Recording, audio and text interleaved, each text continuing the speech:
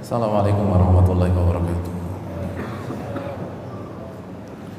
Alhamdulillah hamdan katsiran thayyiban mubarakan fihi kama yuhibbu rabbuna wa yarda.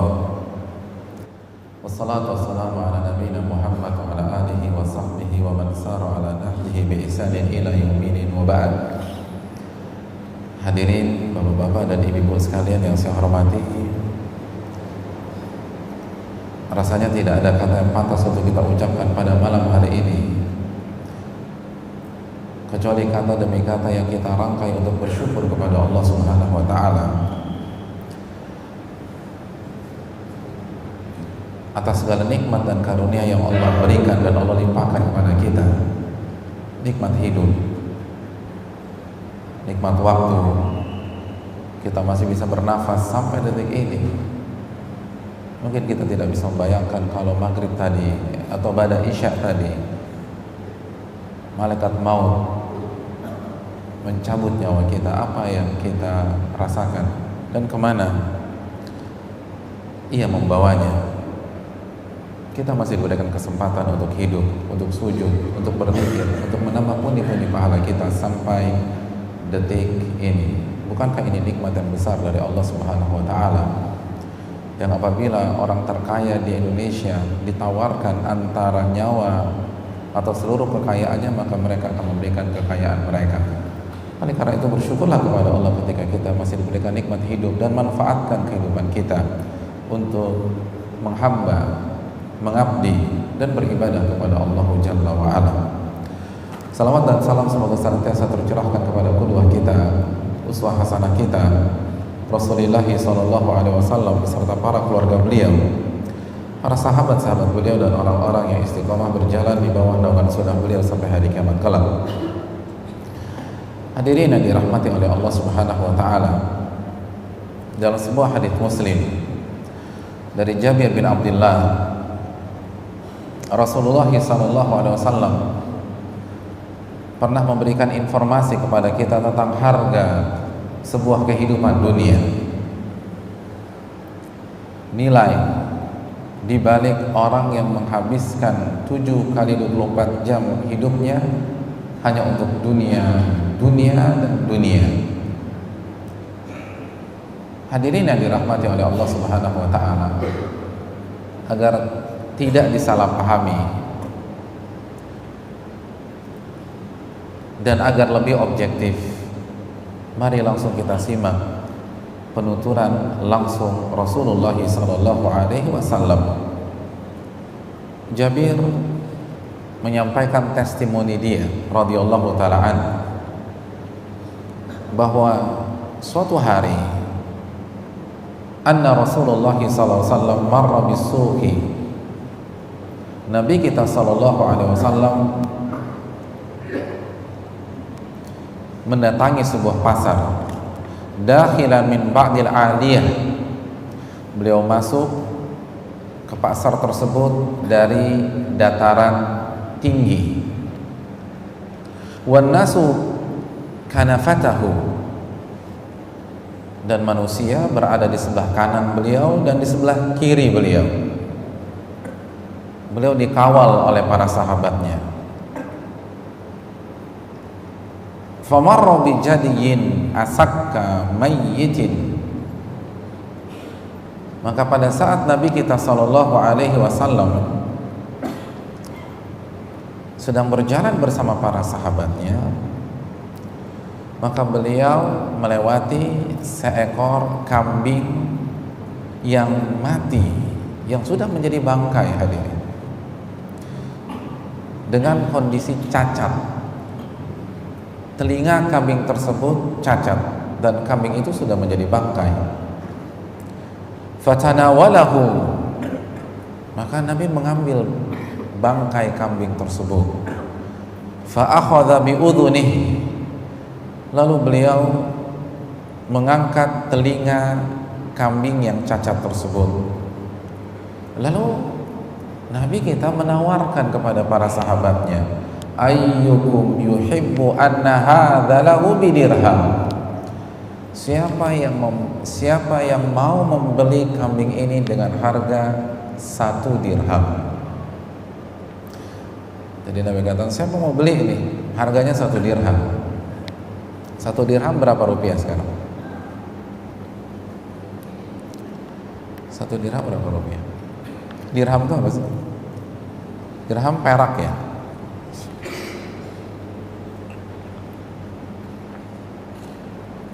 Dirham perak. 1 dirham sekarang berapa rupiah? Kurang lebih 60.000. 1 dirham kurang lebih 60.000 rupiah. Kurang lebih lah. Jadi siapa yang mau membeli bangkai kambing ini seharga 60.000 rupiah? Kalau antum berada di tengah-tengah para sahabat, siapa yang tertarik membeli bangkai tersebut seharga 60.000? Mau masuk ke At-Taqwa di Jalan Sriwijaya sana, ada bangkai kambing, terus ditawarin sama teman kita, lo mau beli nggak nih 60.000? Kira-kira kita beli nggak? Siapa mau beli 60? Tidak ada yang mau beli. Maka para sahabat berkata kepada Nabi SAW, "Ma nuhibbu annahu lana bi syai' wa ma nasna'u bih." Gratis saja kita nggak mau ya Rasulullah. Jangankan 60.000 gratis, kita nggak mau. Apa yang mau kita perbuat dengan kambing yang sudah menjadi bangkai, cacat pula? Dan kita tahu bangkai sudah tidak bisa digunakan. Bangkai najis di dalam agama kita.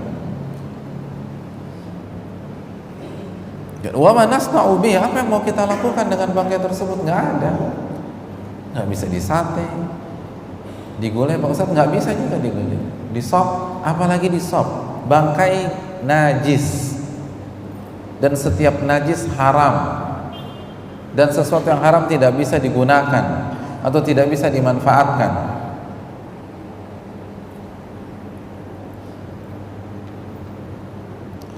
Lalu Nabi mempertegas, beliau melakukan penawaran lagi, atuhibbuna annahu lakum? Ya udah deh, gini aja, nggak usah 1 dirham, gratis. Siapa yang mau mengambil bangkai ini gratis, saya kasih cuma-cuma. Tadi nawarin 60.000 nggak laku. Sekarang Nabi kita SAW menawarkan gratis. Siapa yang mau gratis? Subhanallah, nggak ada yang mau. Wallahi law kana hayyan kana aiban fi. Kalau kambing itu masih hidup, itu aja udah cacat. Li'annahu asak, karena kedua telinganya cacat. Dan kita nggak mau punya kambing cacat. Dikasih aja kita mikir, falau kana hayyan kana hadza sakaku bihi aiban fa kaifa wa huwa mayyit. Bagaimana kalau ini sudah jadi bangkai ya Rasulullah? Tidak ada yang mau. Basa-basi aja enggak. Basa-basi aja enggak. Kita ditawarin sesuatu oleh RI1, mungkin kita nggak suka barangnya, tapi yang nawarin RI1 mungkin diambil juga. Ya nggak enak lah RI1 yang nawarin. Terima. Ini nggak ada yang mau ngambil, padahal Nabi yang menawarkan. Tidak ada yang mau mengambil. Dan mereka bukannya mengambil berargumentasi pula. Falau kana hayyan, kalau hidup aja kita nggak mau ya Rasul, apalagi ini mati, apalagi ini jadi bangkai. Siapa yang mau? Enggak, kita nggak mau. Tidak ada yang mau mengambilnya, walaupun hanya basa-basi saja di hadapan sang Nabi. Nggak ada, tidak ada. Karena begitu hinanya bangkai kambing tersebut, dan tidak ada harganya. Padahal Nabi sudah diskon habis-habisan. Ini diskon 100%. Harga pertama berapa? 60.000. Udah deh, gratis deh. Gak ada yang mau juga. Ketika mereka tidak mau mengambil bangkai tersebut, maka Nabi SAW menjelaskan inti dari penawaran beliau. Faqal, beliau bersabda, fawallahi lad dunya ahwanu 'ala Allahi min hadza 'alaikum. Demi Allah, sesungguhnya dunia ini lebih hina di sisi Allah daripada kehinaan bangkai ini di mata kalian. Dunia itu lebih hina di sisi Allah, di mata Allah, dibanding bangkai ini di mata kalian. Ketika kalian menganggap remeh bangkai tersebut, dunia lebih remeh lagi. Ketika kalian menganggap bangkai ini tidak ada harganya, maka dunia tidak ada harganya di sisi Allah Subhanahu wa taala. Ketika kalian tidak mau diberikan bangkai tersebut walaupun cuma-cuma, gratis, maka Allah pun juga demikian. Gak ada artinya di sisi Allah Jalla wa ala. Hadis ini diriwayatkan Al-Imam Muslim dalam kitab Sahihnya. Hadirin yang dirahmati oleh Allah Subhanahu wa taala, itulah harga dunia di sisi Allah Jalla wa ala.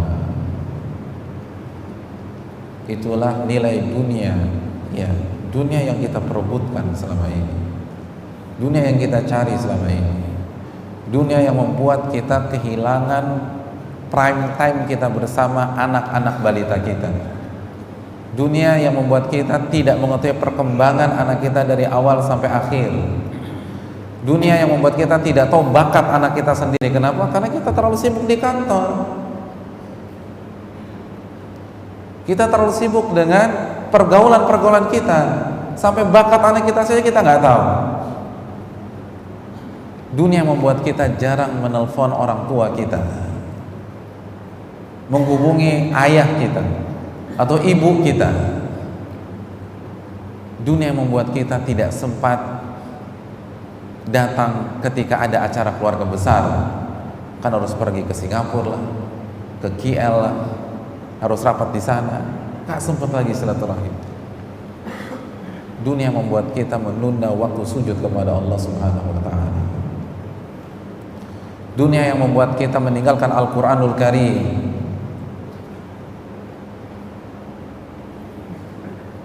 Jangankan menamatkannya, tanpa terasa ketika kita berusia 30 tahun atau 40 tahun, bacanya pun masih terbata-bata. Karena apa? Ya ini dunia yang gak ada artinya di sisi Allah Subhanahu wa ta'ala. Dunia yang membuat kita lupa memenuhi panggilan Allah ke Makkatul Mukarramah. Uang ada, kita mau berangkat tahun ini, kita bisa berangkat tahun ini, tapi tidak kita lakukan. Kenapa? Karena sibuk merintis usaha, mengembangkan cabang. Ini dunia, ini dunia yang kita banggakan itu, yang kita sombongkan, yang kita elu-elukan. Ahwanu 'alallahi min hadza 'alaikum, ini lebih hina daripada bangkai kambing ini di mata kalian. Hadirin yang dirahmati oleh Allah. Wa ma yantiqu 'anil hawa in huwa illa wahyuha. Yang menyatakan hal ini adalah sosok yang sabdanya dinyatakan oleh Allah dalam surat An-Najm ayat 3 dan 4. Nabi tidak berbicara dengan hawa nafsunya, namun wahyu yang Allah wahyukan kepada beliau. Dan lisan yang direkomendit oleh Allah ini yang mengatakan ahwanu 'alallah min hadza 'alaikum, dunia lebih hina di mata Allah dibanding bangkai ini di mata kalian. Hadirin yang dirahmati oleh Allah Subhanahu wa ta'ala, karena memang dunia nggak ada harganya di sisi Allah.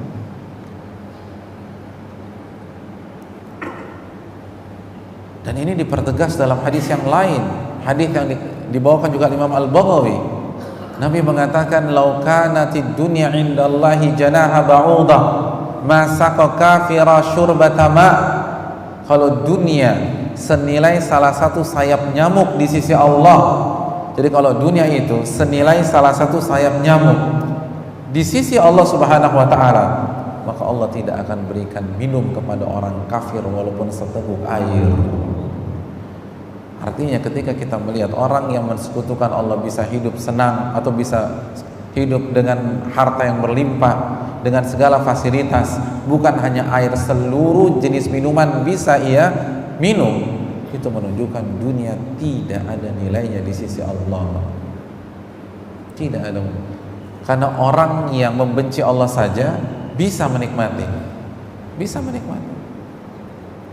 Kalau antum punya barang yang antum nggak butuh lagi, yang antum sudah nggak inginkan lagi, baju antum yang sudah robek di punggung, sudah robek di perut, sudah bolong di ketiak dan seterusnya, lalu antum buang di bak sampah, setelah itu diambil oleh musuh antum, kira-kira antum marah nggak sama dia? Yang kau udah ambil aja, orang saya nggak butuh itu. Nah begitu juga, mereka adalah musuh-musuh Allah. Kenapa sekarang mereka bisa naik mobil mewah? Rumah mereka lebih besar 1000 kali lipat daripada rumah kita mungkin, atau 100 kali lipat daripada rumah kita mungkin. Rumah kita mungkin harganya 100-200 juta, rumah mereka 30 miliar, 40 miliar, 60 miliar. Karena memang dunia tidak ada harga, dunia tidak ada nilainya di sisi Allah Subhanahu wa ta'ala. Makanya musuh-musuh Allah pun Allah kasih, ambil aja, orang nggak ada nilainya.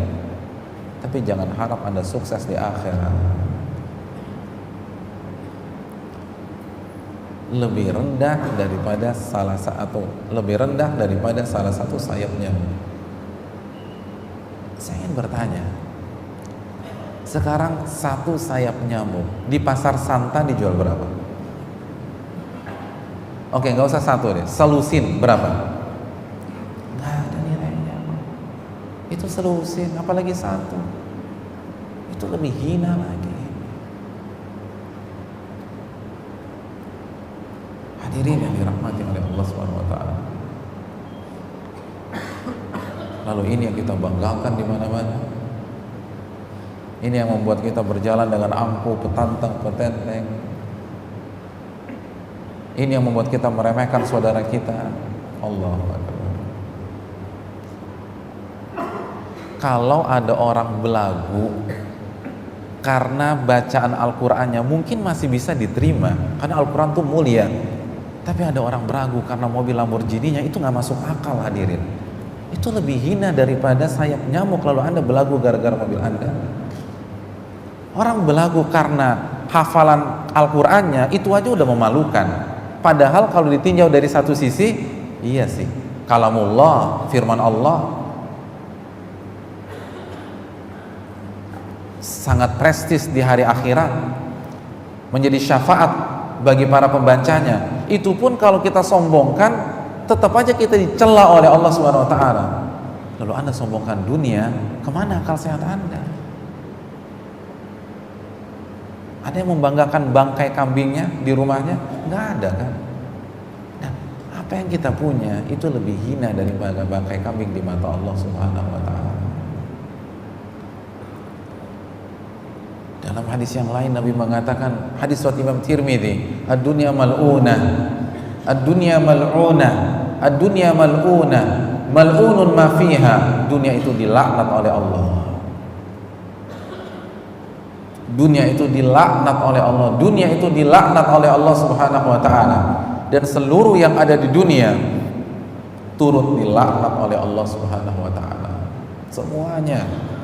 Namun yang bisa membuat kita bernafas lega, Nabi melanjutkan sabdanya dengan mengatakan, illa dzikrullah, kecuali berzikir kepada Allah Subhanahu wa taala, wa mawala, dan setiap aktivitas yang dicintai dan diridhai oleh Allah, wa alimun aw muta'allim, orang yang berilmu dan orang yang menuntut ilmu agama, itu yang terjaga dari laknat Allah. Pada saat kita meluangkan waktu setelah kita beraktivitas, kita lupakan rasa capek kita, rasa lelah kita, kepenatan kita dari pagi hari tadi sampai sekitar jam 4:30 atau jam 5 sore tadi.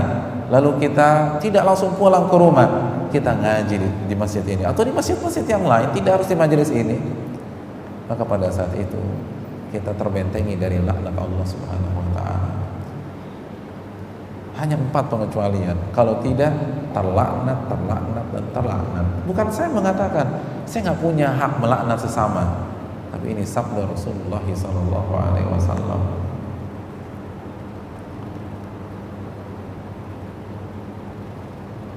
Antum kalau disumpahin seorang kiai, kira-kira bisa tidur nggak pada malam hari? Ini kiai ini soleh banget, taat banget sama Allah.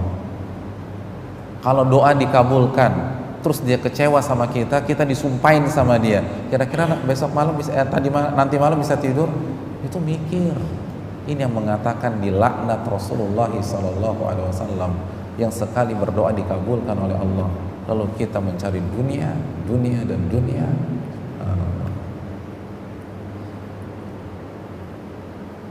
Jangan berharap bisa bahagia. Oleh karena itulah harga dari dunia. Itulah harga dari dunia. Hadirin yang dirahmati oleh Allah Subhanahu wa taala.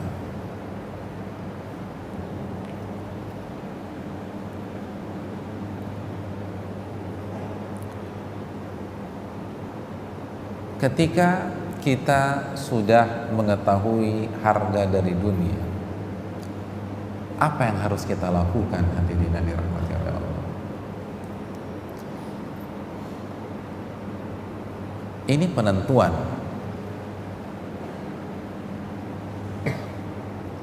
Sekali lagi, yang menentukan sikap kita ketika berhadapan dengan sesuatu barang adalah harga. Harga sangat menentukan. Harga yang akan memberikan pengaruh apakah kita akan beli atau kita akan tinggalkan dan mencari barang lain. Harga. Antum ketika mau ganti mobil, salah satu yang antum perhitungkan apa? Harga. Harganya masuk budget nggak?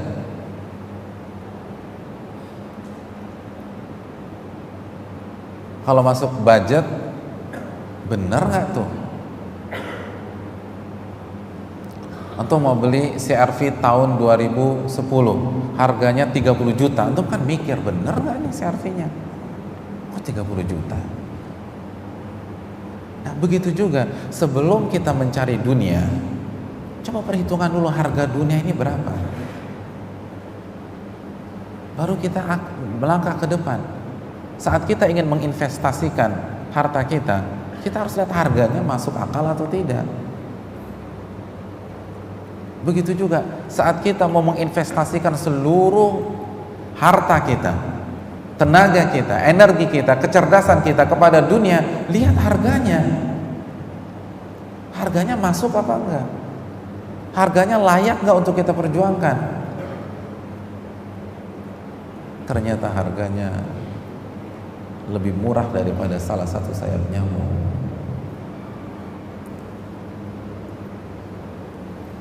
Ternyata harganya tidak lebih mahal daripada bangkai kambing. Kenapa?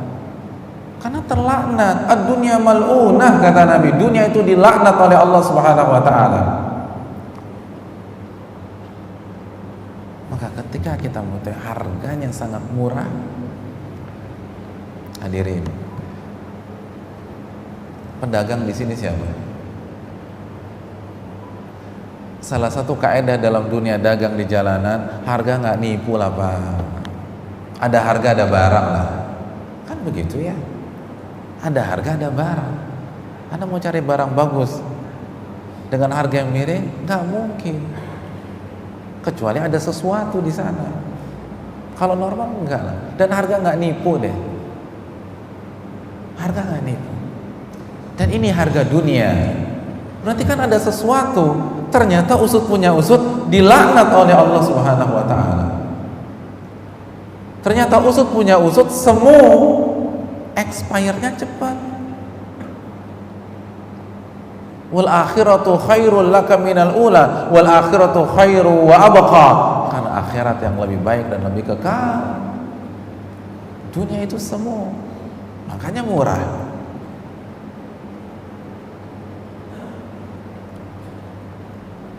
Dan dunia bukan kenikmatan. Tidak pernah Allah katakan dunia itu nikmat.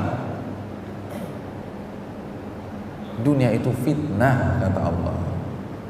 Alladzi khalaqal mauta wal hayata liyabluwakum ayyukum ahsanu amala. Surat Al-Mulk ayat 2. Dia yang menciptakan kematian dan kehidupan untuk menguji kalian, memfitnah kalian. Siapa di antara kalian yang paling baik amalnya? Hadirin, harga nggak nipu deh, benar. Harga tidak menipu. Ketika Nabi mengatakan harga dunia lebih murah daripada sayap nyamuk dan lebih murah dari bangkai kambing,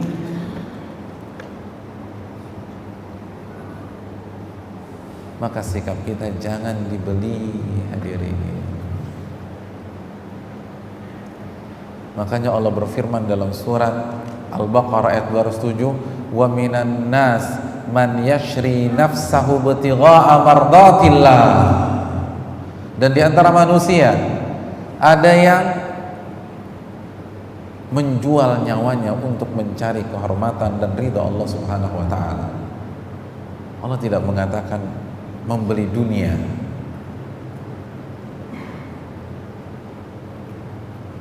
Namun orang-orang ini adalah menjual nyawanya dan jiwanya serta hidupnya untuk mencari ridha Allah.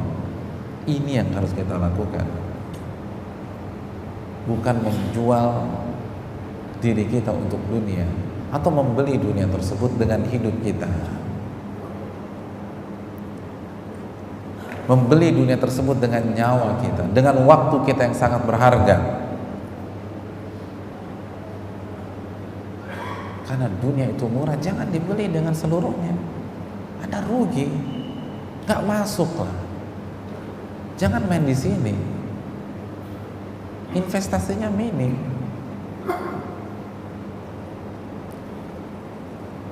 Terlalu murah untuk kita. Jangan beli dunia dengan nyawa kita, dengan harta kita, dengan hidup kita, dengan keluarga kita. Jangan beli dunia dengan istri dan anak-anak kita, karena dunia terlalu hina. Anda mempertaruhkan istri dan anak-anak untuk dunia, Allahu Akbar.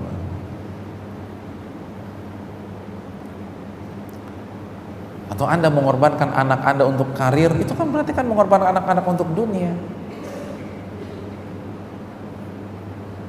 Makanya saya suka heran,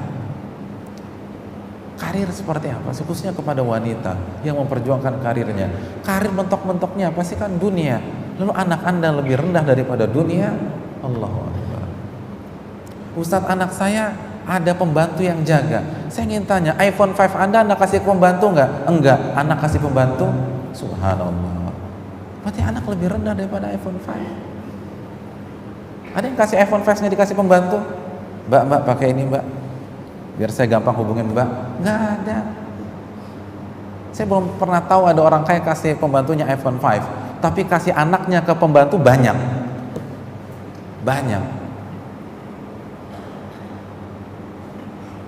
iPhone saya ketinggalan, pulang dulu putar balik. Tenang aja bu, ada pembantu di rumah. Saya nggak percaya sama pembantu saya, nanti pulsanya berkurang.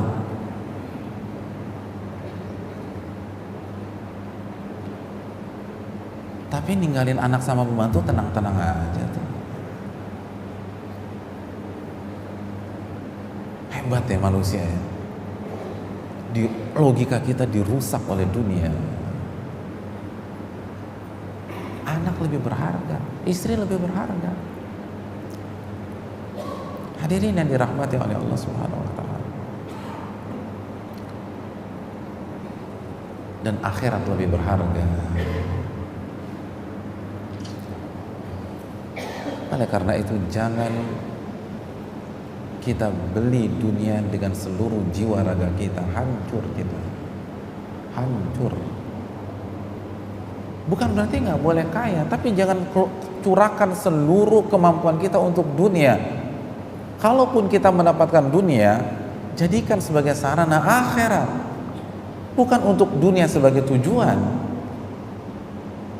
Makanya kan salah satu doa Nabi, wala taj'alid dunya akbar hammina. Janganlah engkau jadikan dunia sebagai ambisi utama kami ya Allah. Nggak boleh. Tapi bukan berarti nggak boleh kaya, silahkan Anda kaya. Tapi jadikan sarana menuju akhirat. Yang jadi masalah kita beli dunia dengan seluruh yang kita punya, hancur.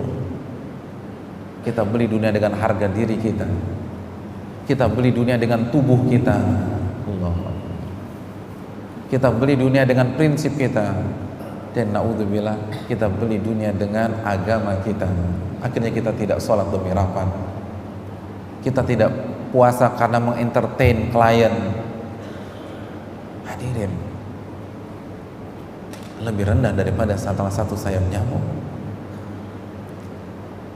Jangan kita beli, harganya udah nggak masuk sudah. Ini murah, semurah-murahnya. Dan harga yang murah menunjukkan kualitas barang tersebut. Harga yang murah menunjukkan kualitas dari dunia itu sendiri. Maka jangan kita habiskan fokus kita untuk dunia. Oleh karena itu hadirin yang dirahmati oleh Allah Subhanahu wa taala, di antara para ulama terdahulu, dan ini juga ucapan Umar bin Khattab radhiyallahu taala, barang siapa yang memiliki ambisi dunia maka dia jatuh ke dalam kemiskinan, dia akan sengsara. Karena Nabi bersabda, man kanatid dunya hammah farraqallahu syamlah. Barang siapa yang obsesinya dunia, maka Allah akan cerai-beraikan urusannya. Allah akan buat urusannya enggak ada habis-habisnya. Cukup tidak. Wa ja'alal faqra baina ainaihi, dan Allah buat ia selalu dihantui kemiskinan. Enggak pernah merasa cukup, enggak tenang dalam hidup. Enggak bisa menikmati apa yang dia punya.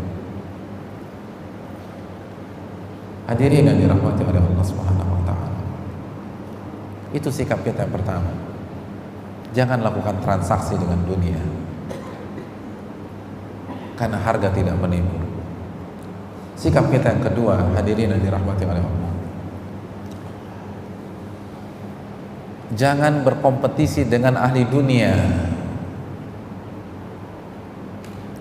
Jangan memperebutkan dunia.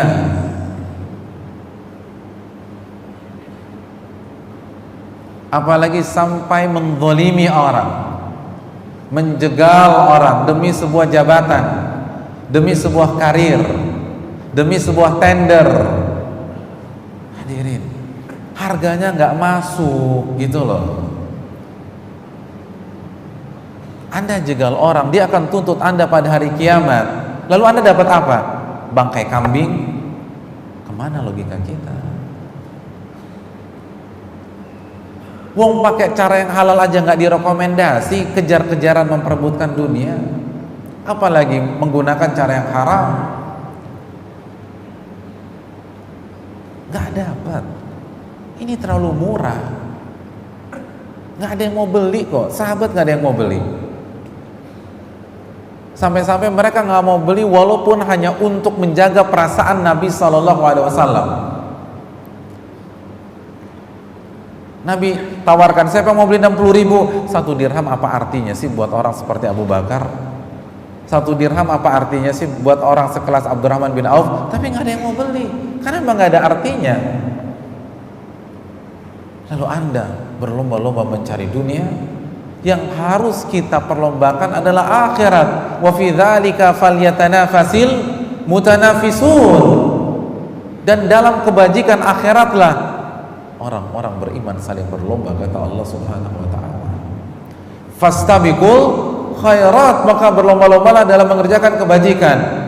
Allah juga berfirman, wasari'u ila magfiratin min rabbikum, dan bergegaslah menyambut ampunan dari Allah dan surga yang luasnya seluas langit dan bumi, uiddat lil muttaqin. Itu adalah kompetisi, bukan dunia, bukan. Makanya para ulama mengatakan jangan berkompetisi untuk memperebutkan dunia, karena Anda baru saja memperebutkan sebuah hal yang lebih rendah daripada bangkai kambing yang cacat. Anda baru saja mencurahkan energi Anda, konsentrasi Anda, tenaga Anda, bahkan agama Anda untuk memperebutkan sesuatu yang lebih rendah daripada salah satu sayap nyamuk. Gak ada gunanya. Untuk apa? Lalu setelah Anda dapatkan, Anda press conference, Anda naik ke podium, antum kalau berhasil menangkap 3 nyamuk di rumah, press conference nggak? Alhamdulillah, saya ingin memberitahukan sama teman-teman pers, saya baru saja mendapatkan 3 nyamuk. Ya Allah, di ruqyah orang kayak begitu, ini kesurupan. Masa dapatin 3 nyamuk press conference? Itu 3. Ini semuanya. Jadi seluruh harta di dunia antum punya. Bill Gates saja nggak punya harta yang dimiliki Indonesia, nggak punya. Kekayaan Bill Gates berapa? 1000 triliun. Itu nggak ada apa-apanya dibanding kekayaan Indonesia. Itu menjadi orang terkaya pada detik ini. Ini seluruh dunia kita punya, itu nggak sampai, tidak sampai selevel 1 sayap nyamuk di sisi Allah Subhanahu wa Ta'ala. Lalu Anda perlombakan, habis semuanya, nggak ada dapat apa-apa. Bukan berarti nggak boleh kerja keras, silakan. Innallaha yuhibbu idza amila ahadukum amalan an yutkina. Allah suka jika salah seorang dari kalian mengerjakan sesuatu, kalian profesional, kalian totalitas, tapi yang ada di otak kita jangan dunia. Jadikan dunia sebagai sarana menuju akhirat. Dan ini dibuktikan dalam kehidupan kita sehari-hari, bukan dengan slogan, bukan dengan retorika. Sholatnya dilalaikan apa tidak? Ada waktu nggak untuk ngaji? Bagaimana tauhid kita kepada Allah Subhanahu wa Ta'ala? Kalau selama ini hanya dunia, hancur.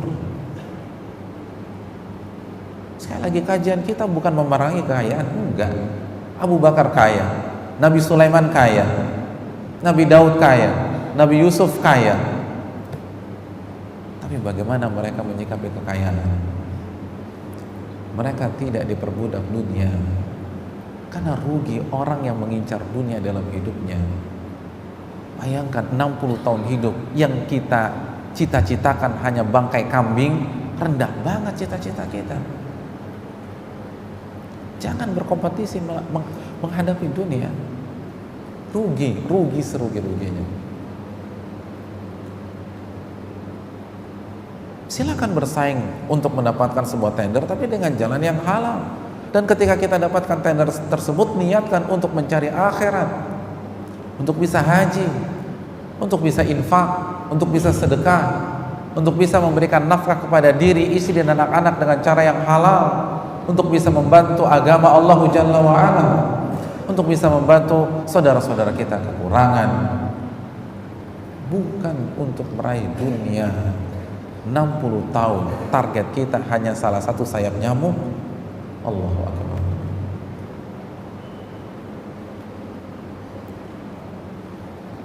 Kita diberikan kecerdasan oleh Allah bukan untuk mengoleksi bangkai-bangkai kambing. Hadirin yang dirahmati Allah. Terlalu hina kecerdasan kita jika hanya untuk target tersebut. Allah berikan kita kecerdasan, Allah berikan kita fisik, Allah berikan kita kemampuan untuk berlomba, berkompetisi mendapatkan surga arduhas samawati wal ard, yang luasnya seluas langit dan bumi. Bukan untuk bangkai kambing. Terlalu rendah.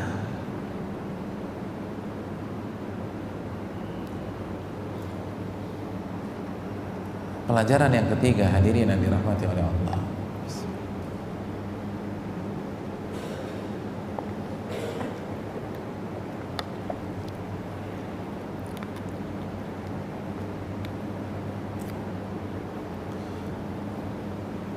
Sekali lagi, jangan membanggakan dunia yang kita miliki.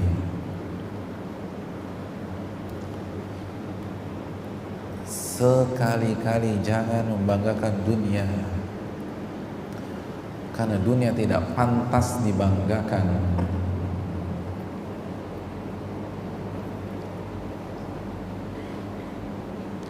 Tidak pantas dipamerkan. sebanyak apapun harta kita, investasi properti kita, mobil yang diselimuti di garasi kita, nggak pantas dibanggakan. Itu lebih hina daripada bangkai kambing. Sebagaimana jika kita menemukan bangkai kambing, kita tidak akan ceritakan kepada pihak lain, kita tidak akan banggakan, kita tidak akan elu-elukan. Itu memalukan, hadirin yang dirahmati oleh Allah. Makanya kesian orang yang membanggakan dunianya atau memamerkan dunianya, itu memalukan.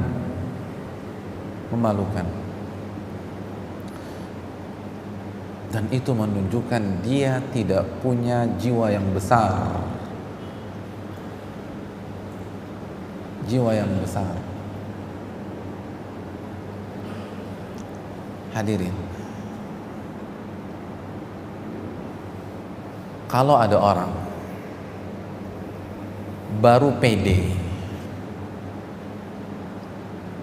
jika dia mengenakan Rolex di tangan kirinya dan menenteng tas kerja yang bermerek Burberry misalnya,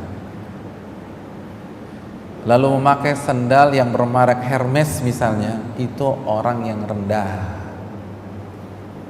Kenapa? Karena dia baru merasa tinggi dengan barang-barang tersebut. Adapun ketika barang-barang itu dicopot dari dirinya, dia merasa nggak ada apa-apanya. Jadi jangan bangga dulu, itu orang rendahan. Orang yang baru pede ketika keluar dari S-Class itu orang rendahan. Orang-orang besar itu tidak mengandalkan barang. Orang-orang besar itu tidak mengandalkan mobil yang dia kenakan atau yang ia pakai. Orang-orang besar itu tidak mengandalkan arlojinya. Orang-orang besar itu tidak sengaja nenteng-nenteng gadgetnya agar dilihat orang. Enggak, karena mereka besar dengan imannya, mereka besar dengan ketakwaannya, mereka besar dengan ilmunya. Gak ada. Jadi orang yang mamerin dunia baru petantang petenteng, itu orang kecil, orang kerdil. Dan bukti kekerdilannya karena dia tidak pede kecuali nenteng barang. Berarti bukan dianya yang besar, barangnya yang mahal. Buktinya kalau nenteng kantong plastik nggak pede. Berarti kan yang bagus tuh tasnya, bukan andanya. Andanya nggak ada apa-apanya. Kita nggak usah bicara orang muslim lah, kita bicara orang kafir. Bill Gates, gayanya seperti apa? T-shirt doang, sama celana jeans santai. Kenapa? Orang besar tuh nggak perlu atribut, karena dia besar dengan sendirinya, besar dengan dirinya. Dia kan santai aja gayanya. Itu orang besar, masa kalah sama orang kafir? Dan Islam sudah mencatat sosok-sosok seperti itu. Umar bin Khattab radhiyallahu ta'ala an tidur di bawah pohon, itu orang besar yang tidak takut apapun, yang kebesarannya tidak pernah berpisah dengan dirinya, terus melekat dan melekat. Kenapa? Karena besar disebabkan iman, bukan besar karena barang. Dan coba lihat orang-orang yang memarahkan dunia, yang dipuji sebenarnya bukan dianya, barangnya. Tasnya bagus banget, kan tasnya yang dipuji, bukan dianya. Nah yang aneh, yang GR orangnya, itu saya suka aneh. Loh kenapa anda yang GR? Orang tasnya dipuji kok. Anda yang GR? Mobilnya mulus banget mas. Alhamdulillah. Kenapa anda yang GR? Kan mobilnya yang dipuji, andanya nggak ada yang muji kok. Ada yang bilang anda ganteng, kan nggak ada.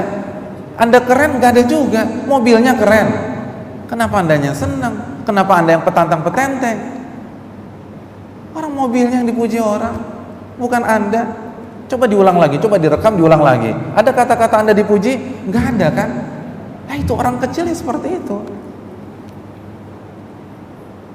karena memang nggak punya kemampuan. Beda dengan orang yang punya iman, orang yang bertakwa, bahkan orang yang punya harga diri, tidak mengandalkan dunia. Jadi hadirin yang dirahmati oleh Allah Subhanahu wa taala, memang dunia nggak pantas untuk dibanggakan. Makanya hadirin yang dirahmati oleh Allah, jangan membanggakan dunia, karena dunia itu lebih rendah daripada bangkai kambing. Apa yang mau dibanggakan? Bangkai itu bau, hadirin. Kita nggak mau dekat-dekat. Oleh karena itu, jangan banggakan dunia.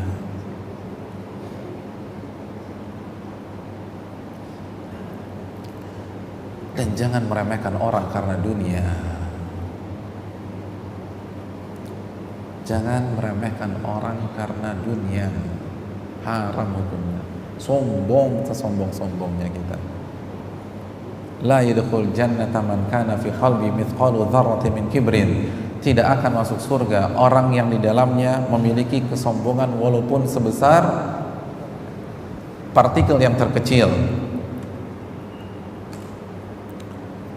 Lalu Nabi tanya, "Ya Rasulullah, wahai Rasulullah, afara'aita law anna ar-rajula yuhibbu an yakuna thawbuhu hasanan wa na'luhu hasanatan?" Bagaimana menurut engkau jika ada orang yang ingin selalu tampil rapi, baju bagus dan alas kaki bagus? Kata Nabi, "Innallaha jamilun yuhibbul jamal." Allah zat yang maha indah dan menyukai keindahan. Gak ada masalah, karena kesombongan adalah batarul haqqi wa ghamtun nas. Menolak kebenaran dan meremehkan manusia. Meremehkan manusia hukumnya haram. Dan ini hadis ini juga menunjukkan yang kita bicarakan bukan haramnya kekayaan. Lihat Nabi mengatakan, ketika Nabi ditanya, orang yang suka berpenampilan rapi, bajunya bagus, sendalnya atau sepatunya juga bagus, apakah itu sombong? Bukan sombong. Justru sebaliknya, Allah adalah Al-Jamil dan menyukai segala bentuk keindahan. Jadi bukan berarti kita nggak boleh beli barang bagus, tidak. Tapi jangan diperbudak oleh dunia. Jangan jadikan dunia sebagai obsesi kita, segala-galanya untuk kita, karena nggak sebanding. Dan jangan remehkan orang gara-gara dunia. Jangan remehkan orang gara-gara gelar dunia.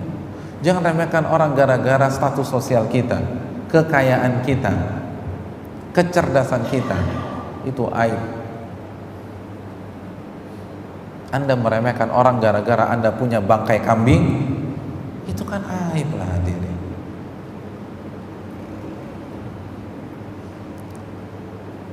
Yang kerenan dikit kayak masa punya bangkai kambing belagu lalu ngeremehin orang, nggak pantas lah.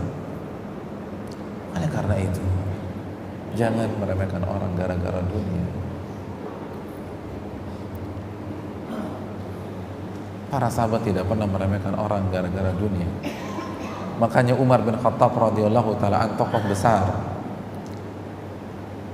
dan salah satu orang kaya di zaman Nabi SAW, ketika masuk Islam memanggil Bilal dengan mengatakan Sayyiduna Bilal, tuanku Bilal. Itu bahasa Indonesia klasiknya. Kalau bahasa sekarang ya Pak Bilal. Jadi kalau manggil Bilal nggak pernah langsung nama, Pak Bilal. Gimana kabarnya Pak Bilal? Siapa Bilal? Budak, mantan budak yang dihinakan. Tapi ketika iman sudah masuk ke dalam hati dan orang yang paham tentang hakikat dunia, maka dia tidak pernah meremehkan orang gara-gara dunia yang dia punya. Bilal itu mulia. Bilal pernah disiksa karena membela la ilaha illallah. Bilal adalah muadzin Rasulullah SAW. Itu yang dicamkan dan diresapi oleh Umar bin Khattab radhiyallahu taala anhu. Tidak ada yang boleh remehkan. Iman kepada Allah, pelajari tentang iman. Kita nggak bisa sampai di akhirat kecuali kita harus tahu petanya, jalannya harus tahu. Nabi mengatakan, man salaka tariqan yaltamisu fihi ilman sahhalallahu lahu bihi tariqan ilal jannah. Barang siapa yang berjalan dalam rangka menuntut ilmu agama, maka Allah akan mudahkan dan pintaskan jalannya menuju surga. Ketika kita tahu tujuan kita akhirat, tujuan kita surga, maka kita harus tahu ilmunya. Kita harus punya GPS-nya. Kita harus punya wise-nya, kan begitu. Kalau nggak bisa.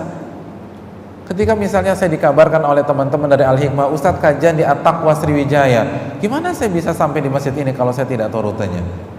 Maka saya harus tahu jalannya, saya harus tahu ilmunya untuk bisa sampai ke sini. Nah begitu juga, kita harus punya waktu untuk belajar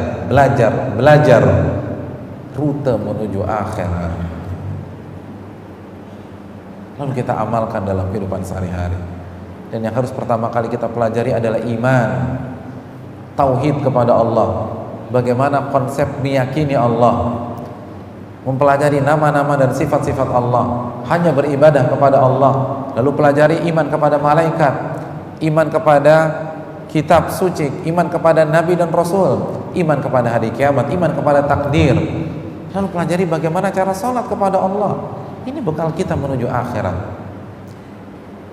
Kita harus bisa baca Al-Quran, harus bisa, hadirin. Kalaupun nggak bisa, harus belajar.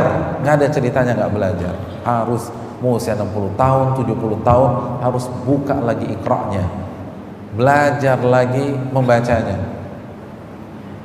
Gimana kita mau masuk surga? Nabi mengatakan bahwa kita akan berhadapan dengan Allah. Lalu Allah akan mengatakan kepada kita, Iqra wartaqi, Iqra warattil wartaqi, atau Iqra warattil kama kunta turattil fid dunya.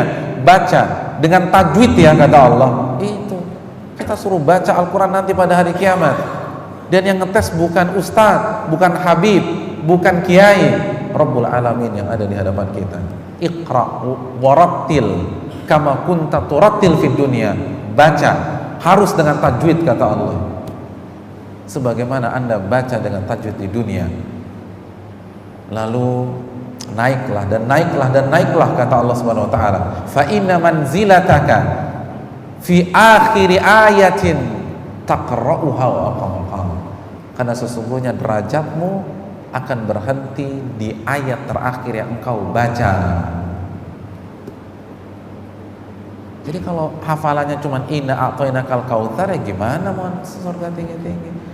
Derajat kita di akhir ayat yang kita baca. Dan kita tahu bersama nggak ada mushaf pada hari kiamat, nggak ada Wali Songo, nggak ada Gramedia, apalagi Gunung Agung nggak ada perpustakaan, semuanya membaca dengan hafalan masing-masing. Jadi kalau hafalannya cuma trikul, ya gimana? Harus baca Quran lagi, nggak bisa, harus belajar. Para sahabat juga belajar Al-Quran ketika sudah 20-an tahun, 30-an tahun. Abu Bakar mulai belajar Al-Quran dari usia berapa? Kan bedanya cuma 2 tahun dari Nabi SAW. Jadi 38 tahun kurang lebih. Jadi nggak ada kata terlambat. Tidak ada kata terlambat. Imam Mujahid mengatakan, la yata'allamul ilma mustahin wala mustakbir. Tidak akan belajar dan tidak akan sukses orang yang malu dan orang yang sombong. Nggak ada sejarahnya kita malu untuk belajar.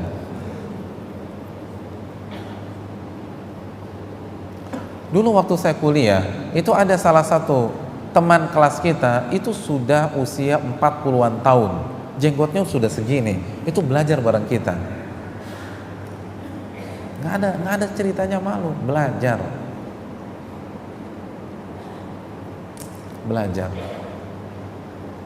Beliau tinggal di Purwakarta, datang ke Jakarta setiap hari bolak-balik. Jadi hadirin yang dirahmati oleh Allah Subhanahu wa taala, nggak ada ceritanya kita nggak mau belajar, karena ini jalan menuju akhirat. Lalu setelah belajar diamalkan. Jadi bukan hanya datang ke kajian saja, diamalkan. Kajian seperti ini bukan lifestyle, ini kebutuhan, dan tidak akan berkah kalau tidak diamalkan. Gak akan berkah.